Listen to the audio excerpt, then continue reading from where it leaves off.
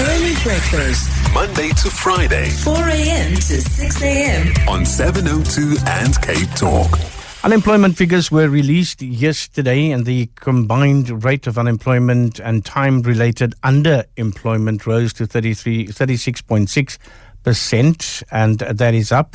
The country's labour force grew by 329,000 people during this particular quarter.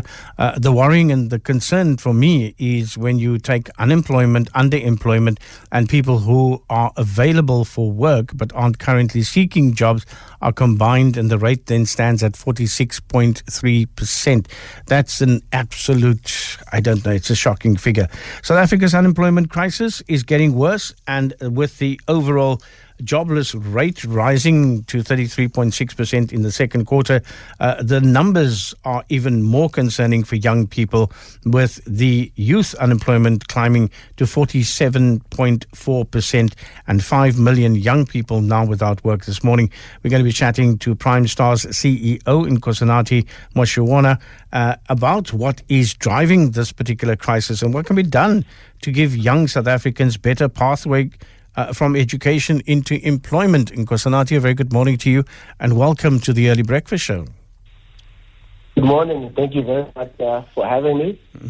Very happy to be here. Yeah. Youth unemployment has climbed to 47.4%. And why are young people then struggling so badly to enter the job market? Is it because we're only growing the country at a rate of 0.5% or 1%?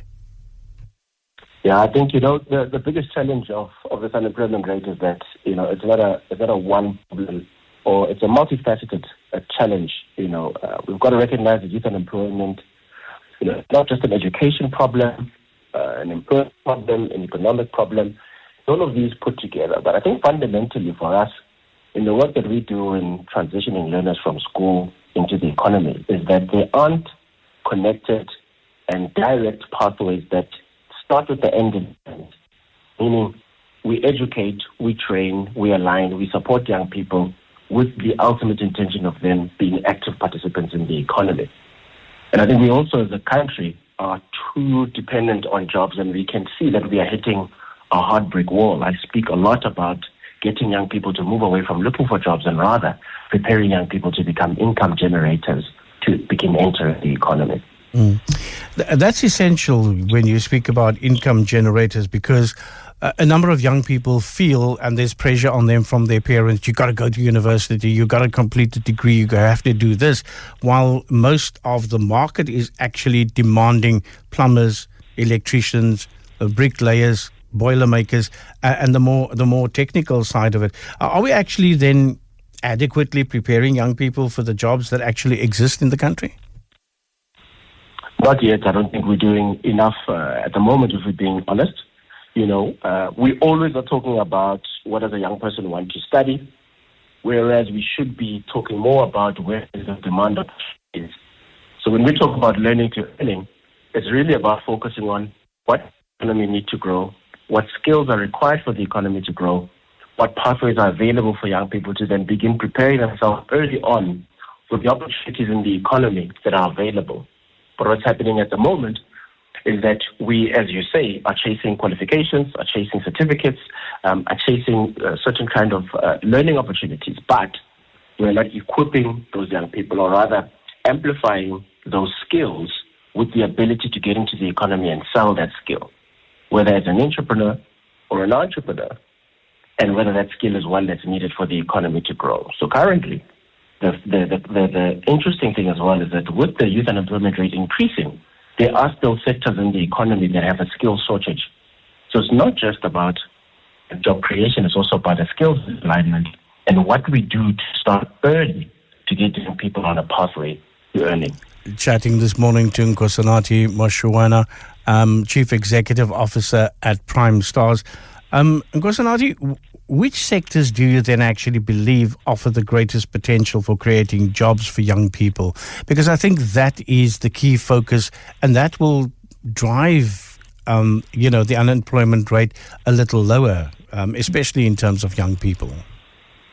Absolutely. Earlier on, you spoke about artisans and these kinds of sectors that are overlooked. The interesting thing is that A couple of months ago, we hosted a skills revolution breakfast with the Department of Higher Education to then actually unpack why the sectors that have high growth opportunity, green economy, just transition, ICT and digital development, food security, construction, and even entrepreneurship, not large-scale businesses, but rather, as I said, income-generating opportunities. Those are not positioned well enough. They're not sold enough. Too many young people see success as wearing a suit in a corner office. That's the pathway into the economy. But those pathways are completely blocked. So there's work that has to be done in redirecting young people's interest, repositioning sectors which aren't necessarily seen as attractive, but that is where the economic growth lies, and that's where young people's opportunities to enter lie. Go to a doctor, it costs you 500 Rand, call out a plumber, and he's going to charge you 650 Rand just for the call-out fee. So I think we need to shift that mindset. Nkosinathi, are internships and leaderships doing enough to actually create that pathway into permanent employment for young people? So we as an organization, in really obsessing about this learning to earning journey, to ensure that if Nkosinathi starts learning, is he really going to end up earning? These many different steps are looked at. I must say that learnerships and internships play a pivotal role in giving a young person their first access into the workplace. But I think what's missing is that we've not designed them, again, with the end in mind.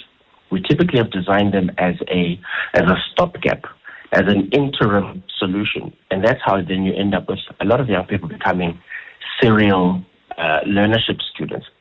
So as much as they've done great in exposing you to a workplace, what we need to be driving, and we currently submitting a number of papers on this, is what we do to then ensure that that young person at the end of that process graduates through an opportunity.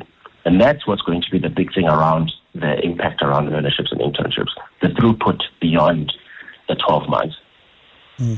How important is it then, is entrepreneurship when the formal economy simply cannot absorb sort of enough young people as job seekers? Because, we all get told by our parents that we need to find a job and get a stable salary so that we can have pension and medical aid and all of the other things. And very few people young people actually enter sort of the business market and enter the entrepreneurship market. And also the problem is that you need capital, you need other things to start off if you want to start off as a plumber or an electrician, or any of those things within the economic workforce. Entrepreneurship is absolutely critical. It's a non-negotiable.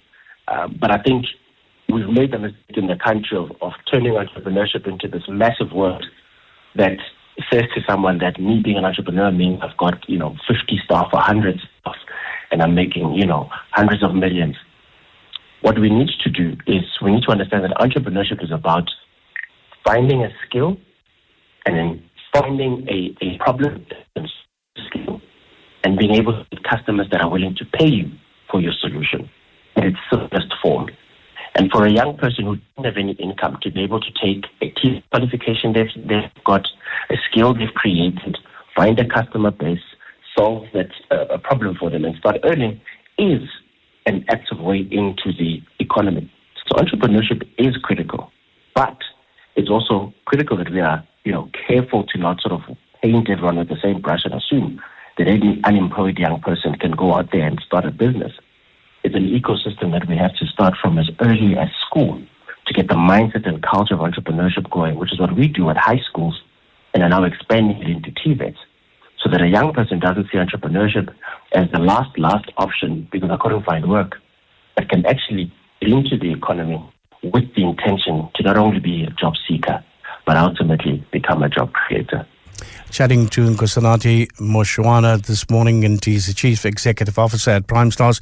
Where do people who are sitting with, parents who are sitting with young people who are probably progressing through grade 10, 11 and 12, where do they find information on Primestars?